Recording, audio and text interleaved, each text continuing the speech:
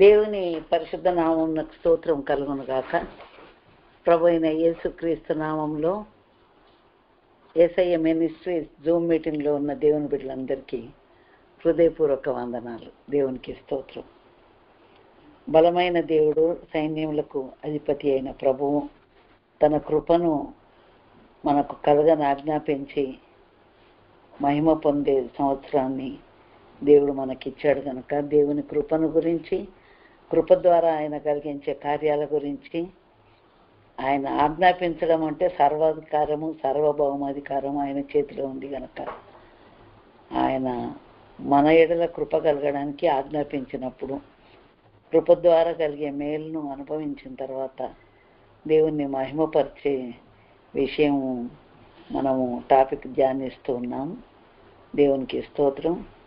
కనుక నా దేవుడు కృప కలుగని ఆజ్ఞాపించి మహిమ పొందే సంవత్సరంలో దేవుడు తన కృప ద్వారా మనకు చేస్తున్న ఉపకారములన్నిటిని బట్టి అనుభవించిన మనము దేవుణ్ణి స్తుతించబద్ధులమై ఉంటున్నాము. దేవునికి స్తోత్రములు. ఈరోజు మనము ఈ సంవత్సరం మనకి ఇవ్వబడిన అంశాల్లో దాదాపుగా 31 అంశాన్ని మనం ధ్యానించుకున్నామండి. 32, 33, 34 పాయింట్లు మనం ధ్యానించుకుందాం. ఈ సంవత్సరానికి దాదాపు ఒక 65 పాయింట్లు దాదాపుగా చెప్తున్నానండి, ఎక్యురేట్గా చెప్పట్లేదు. 65 పాయింట్లు, 65 బుధవారాలు మనం ధ్యానించుకోవడానికి కేటాయించబడింది. అయితే ఎక్కువ పాయింట్స్ ఉన్నాయి, తక్కువ వారాలు ఉన్నాయి కనుక మనము 2, 3 అలాగే చెప్పుకుంటూ ఉన్నాము. మధ్య మధ్యలో కొన్ని బుధవారాల్లో ఆటంకాలు కలిగినప్పుడు వాటిని తీసేస్తే అవి కూడా కలుపుకొని కొన్ని ఎక్కువ చెప్పుకుంటున్నాము. ఈ వారానికి ఒక 3 పాయింట్స్ చెప్పుకుందామండి. దేవునికి స్తోత్రములు. మనకు నా దేవుడు తన కృపను కలగని ఆజ్ఞాపించి మహిమ పొందే సంవత్సరం 2025 సంవత్సరంలో ఇప్పటి వరకు మనము 31 పాయింట్ ధ్యానించుకున్నాము. 32, 33, 34 పాయింట్లు ఈరోజు మనం ధ్యానించుకోబోతున్నాం. ఈరోజు కొరకు 32వ పాయింట్ కొరకు వాక్య భాగము యెహోషువ గ్రంథము 1వ అధ్యాయము 9వ వచనం చదువుతున్నాను. యెహోషువ గ్రంథం 1వ అధ్యాయము 9వ వచనం. నేను నీకు ఆజ్ఞ ఇచ్చి ఉన్నాను కదా, నిబ్బరం కలిగి ధైర్యముగా ఉండుము, దిగులు పడకము, జడియకము. నీవు నడుచు మార్గం అంతట్లో నీ దేవుడైన యెహోవా నీకు తోడై ఉండును. దేవునికి స్తోత్రం. ఇది ఇశ్రాయేలీలను నడిపిస్తున్నటువంటి నాయకునిగా దేవుని చేతనే ఏర్పరచబడినటువంటి మోషే దేవుని సన్నిధిలో చేరిన తర్వాత, మోషే తర్వాత మళ్ళీ ఇశ్రాయేలీలను నడిపించడానికి ఎవరు అని అలాగూ అనుకున్న సమయంలో నీ సేవకుడైన యెహోషువ ఉన్నాడు కదా, అతని మీద నీ చేతులు ఉంచు అని దేవుడు చెప్పినందుకు మరి యొక్క యెహోషువ మీద చేతులు ఉంచాడు మోషే చేతులు ఉంచడం ద్వారా మరి యెహోషువ జ్ఞానాత్మ పూర్ణుడయ్యి మరి అతడు ఇశ్రాయేలీలను నడిపించడానికి మోషే తర్వాత నాయకునిగా ఏర్పరచబడ్డాడు. దేవునికి స్తోత్రం కలుగును కాక. అయితే ఆ యెహోషువ తోటి దేవుడు మాట్లాడుతున్న విషయాలు ఈ యెహోషువ గ్రంథం 1వ అధ్యాయంలో ఉంది. యెహోషువ, ఇంత గొప్ప జనాన్ని నడిపించడానికి నువ్వేం భయపడాల్సిన పనేం లేదు, నువ్వు అధైర్యపడాల్సిన పనేం లేదు. అయ్యో ప్రభువా, ఇంత జనాన్ని నేనేమి నడిపిస్తా, వాళ్ళు ఆ మాటకి ఏం వింటారు అని నువ్వేం భయపడొద్దు. నేను నీకు ఆజ్ఞాపిస్తున్నా, నువ్వు నిబ్బరం కలిగి ధైర్యంగా ఉండు. ఎందుకంటే ఈ యెహోషువ గ్రంథం 1వ అధ్యాయంలో యెహోవా సేవకుడైన మోషే మృతి నందిన తర్వాత యెహోవా నూను కుమారుడును మోషే పరిచారకుడునైన యెహోషువకు ఇలాగ సెలవిచ్చాను, నా సేవకుడైన మోషే మృతి నొందెను. కాబట్టి నీవు లేచి నీవును ఈ జనులందరినూ ఈ యోర్దాను నది దాటి నేను ఇశ్రాయేలీయులకు ఇస్తున్న దేశమునకు వెళ్ళుడి అని దేవుడు యెహోషువకు జనులందరికీ చెప్పాడు. ఒక నడిపించే వ్యక్తి ఈ లోకయాత్ర ముగించిందంటే ఎంత కల్వరం ఉంటుంది. మరి ఆ దైవజనుడు చనిపోయిన విషయం జీర్ణించుకోవడానికే చాలా టైం పడుతుంది. అందులో మరొకరికి ఆ నాయకత్వ బాధ్యత అప్పగించబడ్డప్పుడు ఈ గొప్ప జనాంగాన్ని, ఈ ప్రజానికాన్ని నేనేమి నడిపిస్తా అని చెప్పి యెహోషువ హృదయం లోపల ఎన్నో తలంపులు ఉండొచ్చు. కానీ దేవుడు అంటుండు, నేను మోషేకి తోడై ఉన్నట్లు నీకును తోడై ఉన్నాను, తోడై ఉంటాను. 5వ వచనంలో 6వ వచనంలో నిన్ను విడవను, నిన్ను ఎడబాయను, నిబ్బరం కలిగి ధైర్యంగా ఉండుము. వారికి ఇచ్చేదనని నేను వారి పితరులతో ప్రమాణం చేసిన ఈ దేశంను నిశ్చయముగా నీవు ఈ ప్రజల స్వాధీనం చేసేదవు. అయితే నీవు నిబ్బరం కలిగి జాగ్రత్త పడి బహుధైర్యంగా ఉండి నా సేవకుడైన మోషే నీకు ఆజ్ఞాపించిన ధర్మశాస్త్రం అంతటి చొప్పున చేయవలెను. నీవు నడుచు ప్రతి మార్గమున చక్కగా ప్రవర్తించినట్లు నీవు దాని నుండి కుడికి కానీ ఎడమకు కానీ తొలగకూడదు. ఈ ధర్మశాస్త్ర గ్రంథమును నీవు బోధింపక తప్పిపోకూడదు. దానిలో రాయబడిన వాటన్నిటి ప్రకారం చేయుటకు నీవు జాగ్రత్త పడినట్లు దివారాత్రము దాన్ని ధ్యానించిన ఎడల నీ మార్గమును వర్ధిల్ల చేసుకొని చక్కగా ప్రవర్తించదు అని యెహోషువతో దేవుడు చెప్తూ, ఈ 9వ వచనం ఇప్పుడు మనం చదువుతున్న పాయింట్, నేను నీకు ఆజ్ఞ ఇచ్చి ఉన్నాను కదా. ఆజ్ఞ ఎవరిస్తారండి? ఇంతకుముందే గతంలో చెప్పాను. ఏదైనా ఒక పని గురించి ఆజ్ఞాపించాలి అని అంటే complete whole and soul authority వాళ్ళ చేతిలో ఉండాలి, అధికారం వాళ్ళ చేతిలో ఉండాలి. అప్పుడే వాళ్ళు ఆజ్ఞాపిస్తారు. ఇప్పుడు ఒక ఆర్గనైజేషన్లో జాబ్ చేస్తున్నారు అనుకోండి, తోటి కొలీగ్స్ అయితే విన్నవించుకుంటారు, బ్రతిమాలుకుంటారు, తెలియజేసుకుంటారు. కానీ అధికారి అయితే ఆజ్ఞాపిస్తాడు. ఆర్డర్ వేరు, రిక్వెస్ట్ వేరు, ఇన్విటేషన్ వేరు, ఇన్ఫర్మేషన్ వేరు. ఈ విధంగా ఒక్కొక్క మాటకు ఒక్కొక్క అర్థం ఉంది. గనుక దేవునికి స్తోత్రం. దేవుని బిడ్డలారా, ఇక్కడ దేవుడు యెహోషువ తోటి ఆజ్ఞాపిస్తున్నాడు. ఏమని? యెహోషువ, నువ్వు నిబ్బరం కలిగి ధైర్యంగా ఉండు, నువ్వేమి దిగులు పడాల్సిన పని లేదు. ఈ గొప్ప జనాంగాన్ని నేను ఎట్లా నడిపించాలా అని చెప్పేసి, వీళ్ళు నాకు లోబడతారా, వీళ్ళు ఇంతమందిని నేను నడిపించగలుగుతానా అని ఇన్ని తలంపులతోటి నువ్వేమి భయపడాల్సిన పని లేదు. నీవు నిబ్బరం కలిగి ధైర్యంగా ఉండు, దిగులు కూడా పడకు, జడియకు. నీవు నడుచు మార్గం అంతట్లో నీ దేవుడైన యెహోవా నీకు తోడై ఉండును. దేవునికి స్తోత్రం. దేవుని బిడ్డలారా, ఏ విషయంలో కానీ ఎవ్వరు కానీ భయపడడానికి వీల్లేదు. ఎందుకు? భయం అనేది 2 తలంపుల మధ్యలో మనం ఉన్నప్పుడు అనుమానిస్తూ ఉండగా భయం ఎక్కువైపోద్ది. దావీదు జీవితంలో ఎన్నో భయాలు వెంటాడితే ఆ భయములు కలిగినప్పుడల్లా నేను యెహోవా యొద్ద విచారణ చేయగా ఆయన నాకు ఉత్తరం ఇచ్చెను, నాకు కలిగిన భయములన్నిటిలో నుండి ఆయన నన్ను తప్పించను అని 34వ కీర్తనలో ఉంది. కనుక దేవుని యొద్ద విచారణ చేసేది, ప్రభా మరి అమాలేకీయులు దండెత్తి వచ్చిండ్రు, నేనేం చేయాలా? సౌలు నన్ను ధరుతుండ్రు, నేనేం చేయాలా? మరి ఇశ్రాయేలీలు నీళ్లు లేవని గురుగుతుండ్రు, సనుగుతుండ్రు, మరి నేనేం చేయాలా? ఎర్ర సముద్రం అడ్డం వచ్చింది, వాళ్ళని ఎట్లా దాటించాలా? వెనక ఫరో సైన్యం తరుముతా ఉంది, మళ్ళీ మాంసం ఎవరు పెడతారని సనుగుతా ఉన్నారు. ఈ పరిస్థితుల్లో నేనేం చేయాలని ప్రతి విషయంలో నీళ్లు లేనప్పుడైతే ఇశ్రాయేల్ జనాంగం అంట ఇంకా కొంచెం సేపు అయితే నన్ను వీళ్ళు రాళ్ళు రువి చంపుతారేమో అంటాడు. నీళ్లు లేకపోతే నిజంగానే చాలా కోపం వస్తుందండి. ఎందుకంటే చాలామంది టెనెంట్స్ ఆ గృహంలో ఉండి వెళ్ళారు. వాళ్ళని నేను చూశాను. ట్యాప్ వచ్చి నీళ్లు సమృద్ధిగా దొరికినాయి అంటే హ్యాపీగా ముఖం పెట్టుకునేది. ఒకవేళ నీళ్లు షార్టేజ్ ఉండి కొద్ది టైమే వచ్చింది, వాళ్ళకి దొరకలేవు నీళ్లు అనుకో, అబ్బో ఎంత ముఖం మార్చుకొని ఉంటారో. పలకరిస్తుంటే కూడా మళ్ళీ ఒక మాట పలకరు. అంటే నీటి అవసరత అంత ఉంటుంది అన్నట్టు.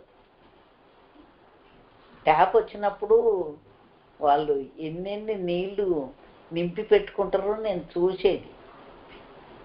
మీరు నమ్మండి, మనం ట్యాప్ వస్తుందంటే బిందెలు నింపి పెట్టుకుంటాం కదా, డ్రమ్ములు నింపి పెట్టుకుంటాం కదా, వాళ్ళు చిన్న చిన్న పాత్రలలో కూడా అన్నిట్లో నీళ్ళు నింపేసేది.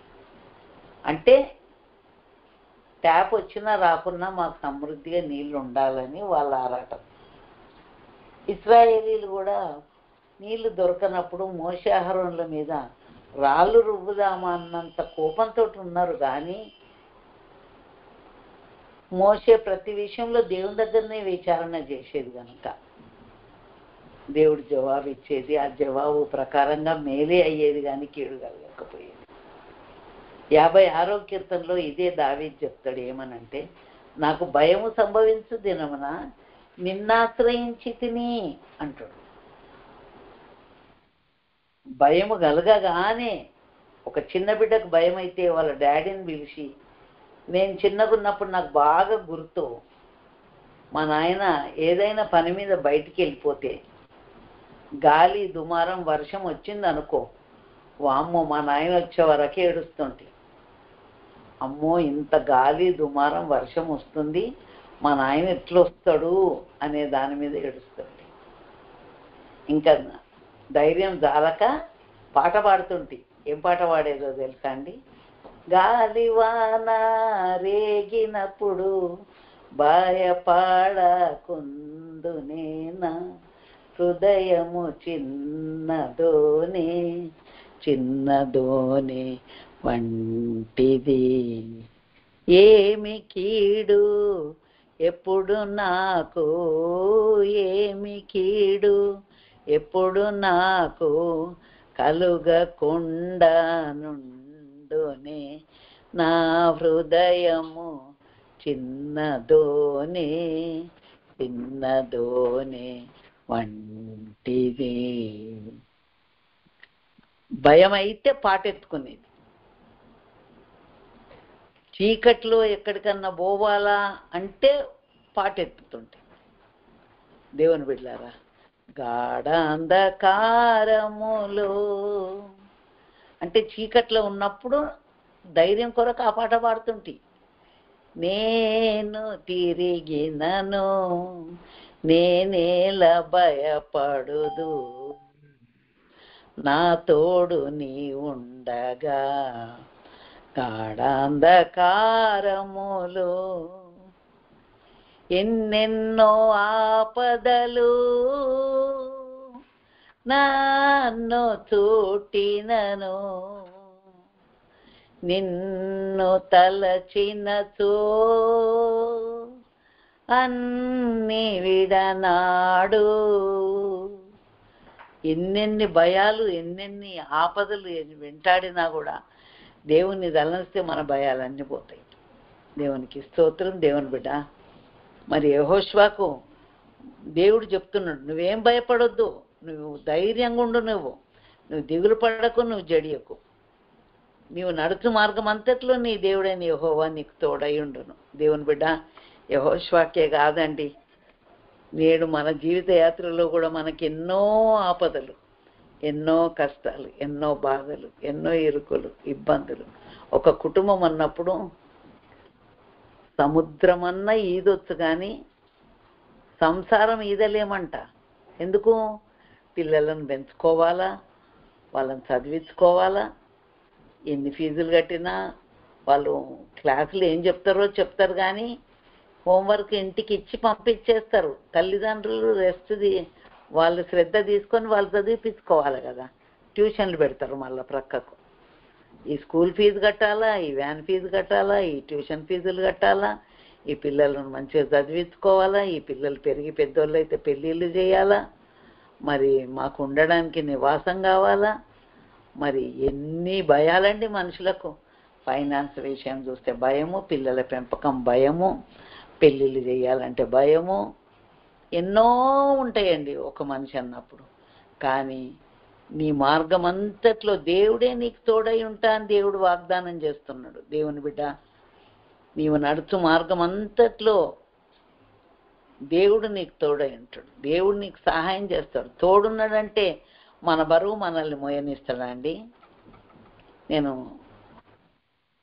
నా వివాహమైన కొత్తలో ఒకసారి ఎప్పుడో కిరాణా షాప్కి పోయినా. 2 బ్యాగ్స్ నిండా మన ఇంటికి సంబంధించిన వస్తువులన్నీ కొనుక్కున్నా. ఆ 2 బ్యాగులు పట్టుకొని వస్తున్నా. ఆటో అడుగుతుంటే రావట్లేదు ఒక్కరు కూడా. ఆ రోజుల్లో 40 years బ్యాక్ రిక్షాలు ఎక్కువ ఉండేది. ఆ రిక్షాలు అడిగితే కూడా ఎవరు రావట్లేదు. నేను ఆ బ్యాగులు పట్టుకొని నడిచి వస్తుంటే ఒక సహోదరు నాకు ఎదురై, అక్క నువ్వు బ్యాగులు మోసుకొని పోవడం ఏంటక్క, నీ టీయి నేను పట్టుకొని వస్తా అని చెప్పి తెచ్చి ఇంటి దాకా వచ్చి ఇంట్లో పెట్టిపోయింది.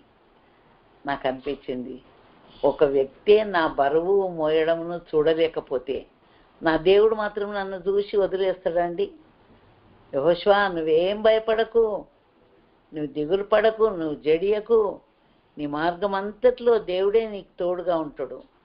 దేవుని బిడ్డ, ఈ వాక్యం వింటున్న నా ప్రియ సహోదరి సహోదరులారా, మన మార్గంలో, మన జీవితంలో మనకు ఎదురయ్యే ప్రతి సమస్యలో ఆయన మన చెయ్యిని పట్టుకొని నడిపిస్తాడు.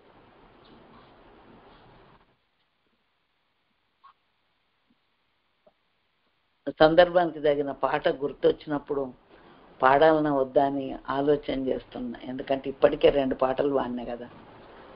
కానీ ఇప్పుడే వాక్యం చెప్తుంటే గుర్తొచ్చింది కనుక ప్రేరేపణ ఉంటే ఎత్తాల్సిందే.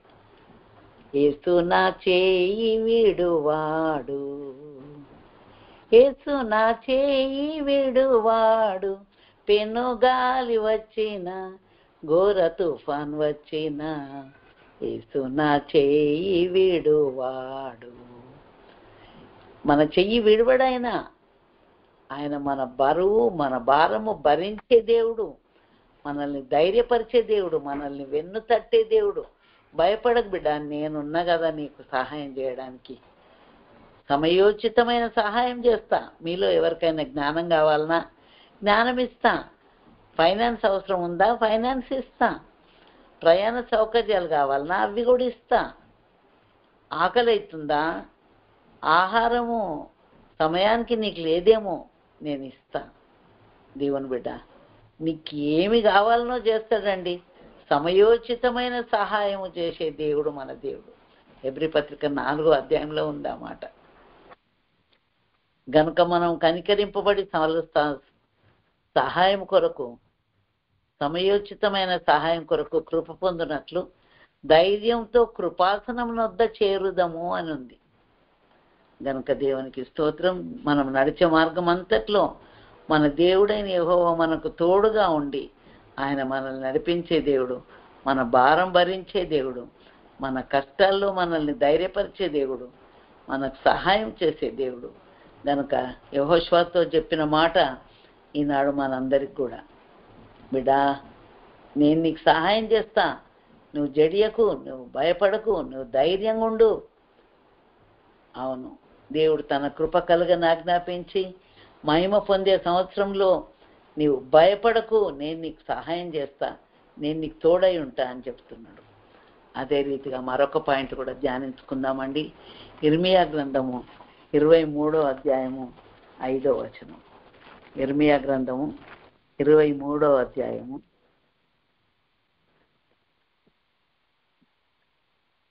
5వ వచనం. యెహోవా ఇలాగో ఆజ్ఞ ఇచ్చుచున్నాడు, రాబో దినములలో నేను దావీదునకు నీతి చిగురును పుట్టించెదను, అతడు రాజై పరిపాలన చేయును, అతడు వివేకముగా నడుచుకొనుచు కార్యము జరిగించును, భూమి మీద నీతి న్యాయములను జరిగించును. అతని దినముల్లో యూదా రక్షణ నొందును, ఇశ్రాయేలు నిర్భయముగా నివసించును. యెహోవా మనకు నీతి అని అతనికి పేరు పెట్టుదురు. దేవునికి స్తోత్రం.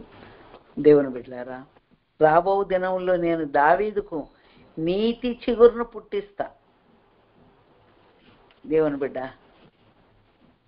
చిగురు ఎండిపోయి మోడుబారిపోయి ఉన్న చెట్టుకు ఒక చిన్న ఆకు గ్రీన్ వచ్చింది అనుకో, అబ్బా ఎండిపోయిన ఈ చెట్టు మళ్ళీ చిగురించింది అని సంతోషపడతాం కదా. మరి మీ అనుభవాలు ఎట్లున్నాయో నాకు తెలియదు, కానీ మేము చిన్నగా ఉన్న రోజుల్లో మా ఇంట్లో ఈ మల్లెల చెట్టు ఇంకా కొన్ని చెట్లు పెట్టినప్పుడు ఆ విత్తనాలు వేసినప్పుడు మా అమ్మ మాకు చేతికి ఇచ్చి విత్తనాలు వేపించేది. ఈ సొరపాదులు, ఈ బీరకాయ, పొట్లకాయ, ఈ తీగలు ఉంటాయి కదండి, క్లైంబర్స్, అవి విత్తనాలు మాతోటి పెట్టిపించేది మా అమ్మ. అబ్బా నేను పెట్టింది వచ్చిందా రాలేదా. ఇప్పుడు కూడా ఏదన్నా అకేషన్ వస్తే గవర్నమెంట్ ఏం చేస్తుంది, చెట్లు నాటిపిస్తుంది. ఇది ప్రైమ్ మినిస్టర్ నాటండి, ఇది ప్రెసిడెంట్ నాటండి అని దానికి ఎంత నీళ్లు పోసి ఫెన్సింగ్ ఇచ్చి ఎంత శ్రద్ధ చేస్తారో పెంచడానికి. దేవుని బిడ్డ, రాబోయే కాలంలో దావీదుకు నీతి చిగురును పుట్టిస్తా అంటుంది. దేవుని బిడ్డ, దావీదు అసలు ఎన్నికైన వాడేనా ఇంట్లో? యెషయికి 8 కుమారులు ఉంటే కడసారి వాడైన దావీదును ఇంట్లో జరిగే అభిషేక కూటానికి పిలువని కూడా పిలవలే. ఒరేయ్ నీ పని వదిలేసుకొని నువ్వు పలానా టైంకు మీటింగ్ ఉందిరా, ఆ మీటింగ్ టైం కల్లా నువ్వు వచ్చేసేయి అని దావీదుని ఏం పిలవలే. సమూయేలు పాస్టర్ వస్తున్నాడు అని మిలిటరీ నుండి కుమారులను పిలిపించాడు, కానీ దావీదుని పిలవలే. దేవుని బిడ్డ, మనుషులు నిన్ను లెక్కించకపోవచ్చు, త్రోసివేసినట్టుగా ప్రవర్తించవచ్చు. నేను ప్రస్తుతము న్యాయాధిపతులు 11వ అధ్యాయాన్ని మా ప్రేయర్ సెల్లో ధ్యానిస్తూ ఉన్నా. అక్కడ యెఫ్తా పరాక్రమం గల బలాఢ్యుడు, గిలాదీయుడైన యెఫ్తా అని ఉంది. అయితే అతడు వేశ్య కుమారుడు. గిలాదు పెళ్లి చేసుకుంటే ఆయన భార్యతోటి కుమారులను కన్నాడు. అయితే వాళ్ళు అన్నారు, నువ్వు వేశ్యకు పుట్టిన కుమారుడవు కనుక నీకు ఆ తండ్రి ఆస్తిలో భాగం లేదు అని వెళ్ళగొట్టేసింది. అతడు టోబు దేశానికి వెళ్ళిపోయిందంట. వెళ్ళిపోయి అల్లరి జనానికి నాయకుడు అయిపోయిందట. అయితే గిలాదీయులకు, ఇశ్రాయేలీలకు, అమ్మోనీయులకు యుద్ధం వచ్చినప్పుడు మళ్ళీ ఈ యెఫ్తాను పిలుచుకుంటారు అన్నట్టు. మీ మధ్య నుండి తోలేసిన తర్వాత మళ్ళీ నా దగ్గరికి ఎందుకు వచ్చిండ్రు అని అంటే, లేదు అమ్మోనీయులు వచ్చిండ్రు మన మీద యుద్ధం చేయడానికి, కనుక నీ నాయకత్వంలో యుద్ధం చేయడానికి నిన్ను పిలవడానికి వచ్చినాము. అవునా, నువ్వు వేషకుమారుడవు, నీకు అసలు ఆస్తి ఇచ్చేదే లేదని వెలగొట్టేసిండ్రు కదా, కానీ యుద్ధం రాగానే మా పక్షాన యుద్ధం చేద్దువు రా అని ఎందుకు పిలుస్తుండ్రో అంటే మనుషుల తత్వం అన్నట్టు. అది ప్రాణాలకు తెగించి యుద్ధంలో పోవాలంటేనేమో యెఫ్తా కావాల్సి వచ్చింది, ఆస్తి పంచడానికేమో ఆస్తిలో భాగం లేదని వెళ్ళగొట్టేసింది. అంటే మనుషులు ఏదన్నా ఇయ్యాలనుకున్నప్పుడు కానీ ఏదన్నా మేలుకైనా కానీ అర్హత లేదు అని వెళ్ళగొట్టేస్తారు. ఏదైనా కష్టం వచ్చినప్పుడు, ఆపద వచ్చినప్పుడు మాత్రము కావాలని కోరుకుంటారు. దేవుని బిడ్డ, దావీదును తండ్రి గొర్రెల కాపరి దగ్గర గొర్రెలను కాస్తుంటే పిలువలే, కానీ సమూయేలు ప్రవక్త బలి అర్పించడానికి వచ్చినప్పుడు మిలిటరీ నుండి 3 కుమారులను పిలిచిండు యెషయి. కానీ యెషయి 7 కుమారులను రప్పిస్తే 7లో ఒక్కరిని కూడా రాజుగా అభిషేకించలేదు దేవుడు. ఇంకా నీకెవరన్నా ఉన్నారా కుమారులు అంటే, ఇంకొకడు ఉన్నాడులే కడసారోడు, ఆయన గొర్రెలను కాస్తున్నాడు అంటే ఆయన కూడా పిలిపి ఆయన వచ్చే వరకు మనం కూర్చుందాం. ఆయన వచ్చే వరకు మనం కూర్చుందాం అన్నమాట. నాకు సంతోషమైంది. ఓహో, దేవుడు ఆశీర్వదించదలుచుకుంటే ఎక్కడున్న వాళ్ళనైనా పిలిచి ఆశీర్వదిస్తాడు. అతడు వేశ్యకుమారుడే కానీ గొర్రెల దొడ్డిలో ఉన్నా, గొర్రెల కాపరిగా ఉన్నా, దేవుడు వాడుకోదలుచుకుంటే, దేవుని బిడ్డ నువ్వెక్కడున్నా ఏం పర్వాలేదు, నువ్వే స్థితిలో ఉన్నా పర్వాలేదు, నీ మనసును దేవుడు చూస్తాడు. నిన్ను కోరుకొని నీ కొరకు ఆయన ఆశీర్వాదాలను దాచిపెట్టి ఉంచుతాడు. కనుక దేవునికి స్తోత్రం. ఇక్కడ నేను దావీదుకు నీతి చిగురును పుట్టించేదను, అతడు రాజై పరిపాలన చేయను. దేవుని బిడ్డ, గొర్రెల వెంబడి తిరిగే ఒక వ్యక్తి, గొర్రెలం కాసుకునే ఒక వ్యక్తి రాజు అవుతాడంటే నమ్ముతారండి మీరు? కానీ దేవుడు చేయగలడు. నేల నుండి దరిద్రం లేవనెత్తి ప్రజల ప్రధానులతో కూర్చోబెట్టే దేవుడని 113వ కీర్తనలో రాయబడి ఉంది.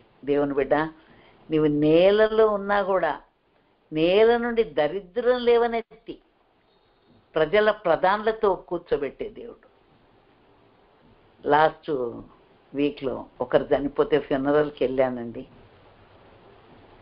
ఆ ఫ్యూనరల్లో ఒకరు వాక్యం చెప్తుంటే నేను చూశాను.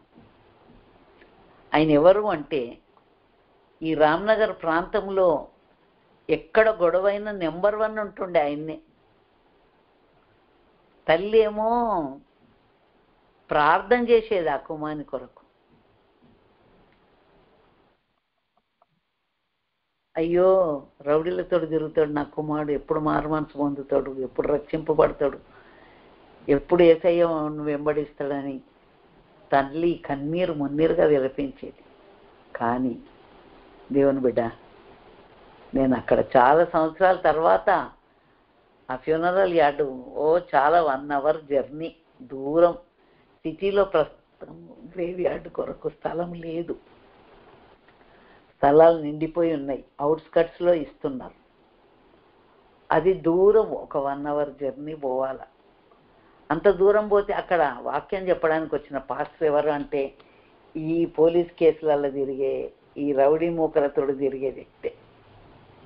నాకు చాలా సంతోషం అయిపోయింది మనసులో. మళ్ళీ నా ఫెయిత్ను రీఛార్జ్ చేసినట్టు, ఏదైనా మనం ఇల్లు రినోవేట్ చేస్తాం కదా, అట్లా అనిపించింది నాకు. సెల్ ఫోన్ రీఛార్జ్ చేసుకున్నట్టుగా అయింది విశ్వాసంను. దేవా, నువ్వు ఎటువంటి వ్యక్తినైనా నువ్వు మారుస్తావు నాయన, ప్రార్థన చేస్తే ఎటువంటి వ్యక్తినైనా నువ్వు రక్షిస్తావు నాయన. దేవుని బిడ్డ, దావీదుకు నీతి చిగురు పుట్టిస్తా అన్నాడు, అతడు రాజై పరిపాలన చేయనన్నాడు, అతడు వివేకముగా నడుచుకొనొచ్చు కార్యం జరిగించును, భూమి మీద నీతి న్యాయములను జరిగించును. దేవునికి స్తోత్రం. దేవుని బిడ్డ, దావీదు నీతి న్యాయములను జరిగించే వ్యక్తి, వివేకముగా ప్రవర్తించే వ్యక్తి, యెరూషలేములో రాజై పరిపాలన చేసిన వ్యక్తి. అసలు ఆయనను రాజుగా అంటే ఎవరు నమ్ముతారు? ఏదో గొర్రెలం కాసుకునేటోళ్ళు రాజు ఎందుకు అవుతారండి? దేవుని బిడ్డ, దేవుడు అనుకుంటే అవుతాడు. దేవుడు అనుకుంటే ఎందుకు పనికిరారు అనుకున్న వాళ్ళను ఉన్నతమైన స్థానంలో పెడతాడండి. దేవునికి అది చేయడానికి, ఆజ్ఞాపించడానికి ఉన్న శక్తి ఉంది. అది ఆయన కృప ద్వారా మాత్రమే దొరుకుద్ది రక్షణ. కృప ద్వారానే మీరు రక్షింపబడ్డారు. ఇది మీ వలన కలిగింది కాదు. ఏ భేదం లేదు. అందరూ పాపం చేసి దేవుడు అనుగ్రహించే మహిమను పొందలేకపోతున్నారు. నమ్మువారిని ఆయన ఉచితంగా నీతిమంతులుగా తీరుస్తుండట. దేవుని బిడ్డ, నువ్వేదో డబ్బులు ఇచ్చి కొనుక్కోలేదండి రక్షణ. నీతి న్యాయాలకు కూడా నువ్వేమి డబ్బులు ఇయ్యలే. గొప్ప దేవుడు ఆ దావీదును ఇశ్రాయేలును పరిపాలించే రాజుగా చేస్తే అతడు నీతి న్యాయములుగా జరిగించాడు, వివేకము కలిగి ప్రవర్తించాడు. ఇశ్రాయేలీలను దాదాపు 40 సంవత్సరాలు పరిపాలించిందండి దావీదు. దేవుని బిడ్డ, దేవుని బిడ్డలకు దేవుడు ఆజ్ఞాపిస్తున్నాడు, రాబోయే దినాల్లో నీకు మేలు కలుగుద్ది, నీకు చిగురు పుట్టిస్తా, నీ లోపల ఆశను పెంచుతా. ఎండిపోయింది పనికిరాదు అనుకుంటున్నావా? మోడు బారిన జీవితాలను చిగురింపజేసే దేవుడు మన దేవుడు. చిగురు పుట్టిస్తాడు. దేవునికి స్తోత్రం. కనుక ఇర్మియా గ్రంథము 23వ అధ్యాయం 5వ వచనంలో 2వ పాయింట్ ధ్యానించుకున్నాం. 3వ పాయింట్ కూడా ధ్యానించుకొని మనం ఈ అంశాన్ని ముగించుకుందామండి. ఇర్మియా గ్రంథం 26వ అధ్యాయము 2వ వచనం. 26:2 యెహోవా ఆజ్ఞ ఇచ్చినది ఏమనగా, నీవు యెహోవా మందిర ఆవరణంలో నిలిచి నేను నీకు ఆజ్ఞాపించు మాటలన్నిటినీ యెహోవా మందిరంలో ఆరాధించుటకై వచ్చు యూదా పట్టణస్థులందరికీ ప్రకటింపుము. వాటిలో ఒక్క మాటైనను చెప్పక విడవకూడదు.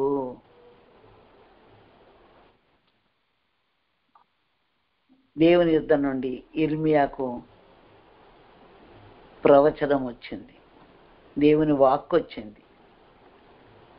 యోషియా కుమారుడును యూదారాజునగు యెహోయాకీము ఏలుబడి ఆరంభంలో యెహోవా యుద్ధ నుండి వాక్కు ప్రత్యక్షమై ఇలాగ సెలవిచ్చాను. ఎలాగ సెలవిచ్చింది? నీవు దేవుని మందిరావరణంలో నిలవాలా, నేను నీకు ఆజ్ఞాపించు మాటలన్నిటినీ యెహోవా మందిరంలో ఆరాధించడానికి వస్తారు చూడు, వాళ్ళందరికీ ప్రకటించాల. వాటిలో ఒక్క మాటను కూడా వదిలిపెట్టొద్దు.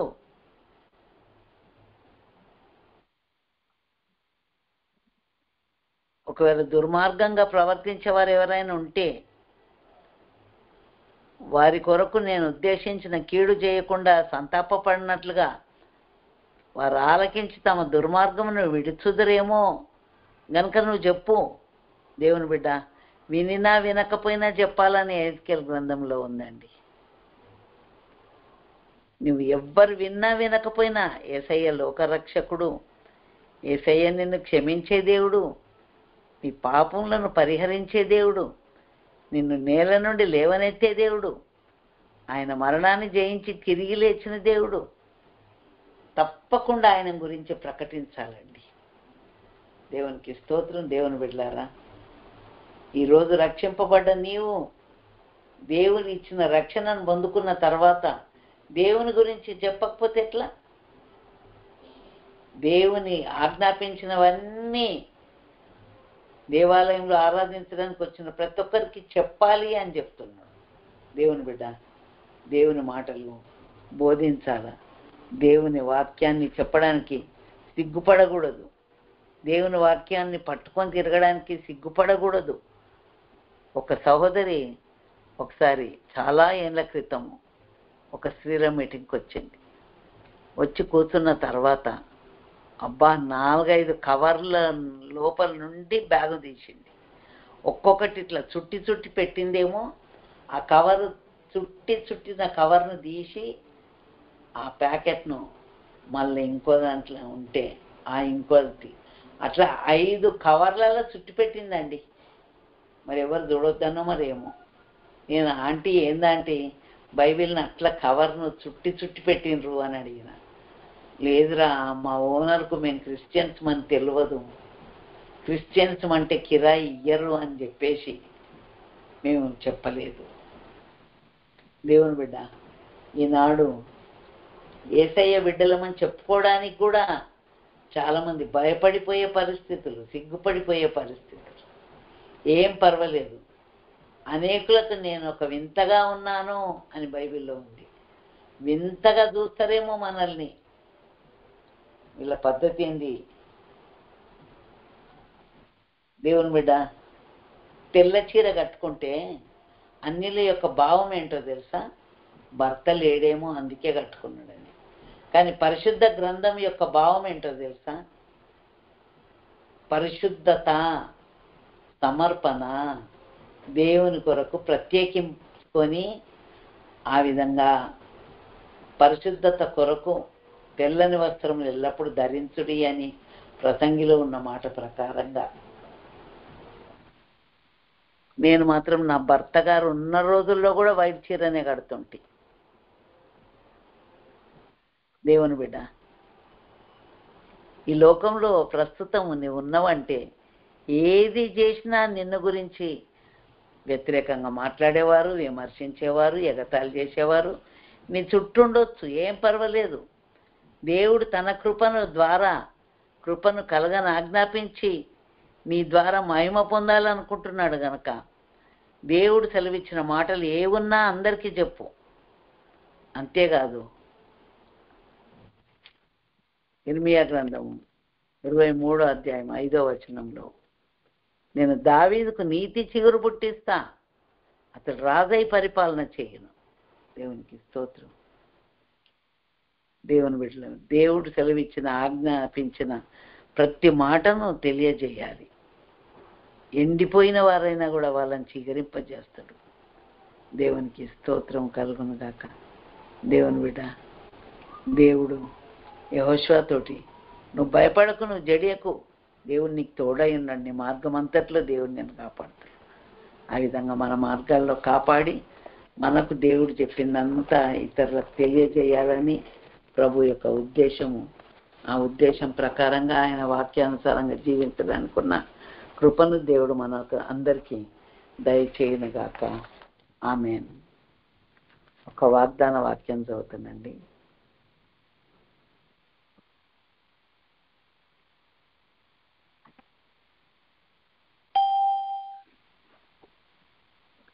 మేలు చేయను ఉద్దేశించుతున్నాను గనక భయపడకుడి.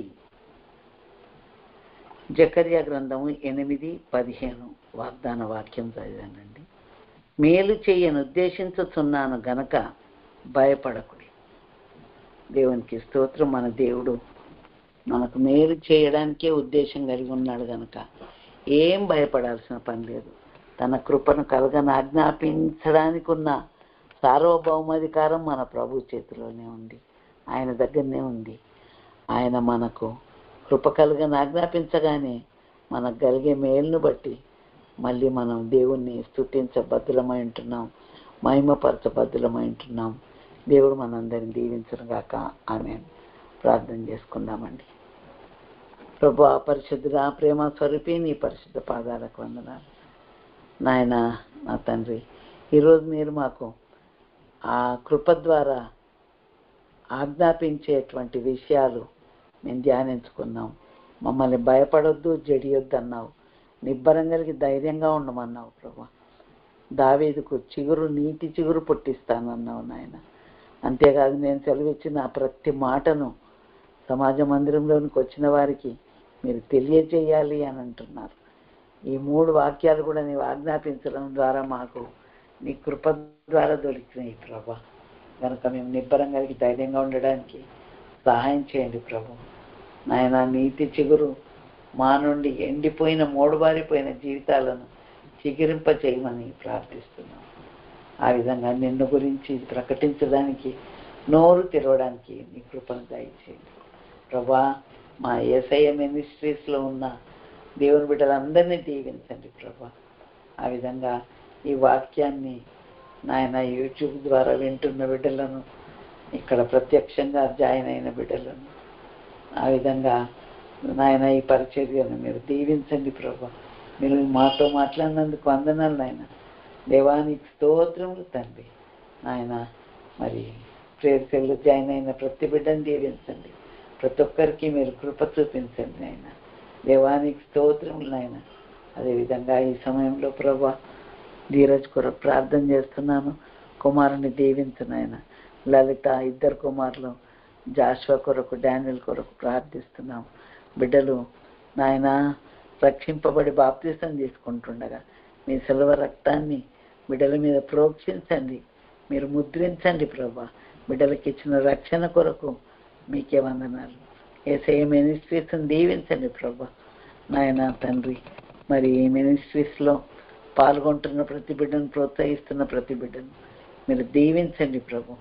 నాయన తండ్రి, ఈ వాక్యం వినే ప్రతి బిడ్డను వాళ్ళ అంతరంగంలో మీరు కార్యం జరిగించండి ప్రభా. దేవానికి స్తోత్రములు తండ్రి. అయ్యా, మరి నీ మాటలో జీవం ఉంది ప్రభా. ఆ జీవవాకుల చేత మీరు మాతో మాట్లాడుతున్నారు. అందుకే నీకు వందనాలు చెల్లిస్తూ ప్రభా, మరి కూడిన ప్రతి ఒక్క బిడ్డను మీరు ఆశీర్వదించమని మా ప్రభువును ప్రియరక్షకునైన యేసుక్రీస్తు నామంలో ప్రార్థిస్తూ ఉన్నాను కన్న తండ్రి. ఆమేన్. యేసు రక్తమే జయం, ప్రభు యేసు రక్తమే జయం, యేసు నామమున జయం. ఆమేన్.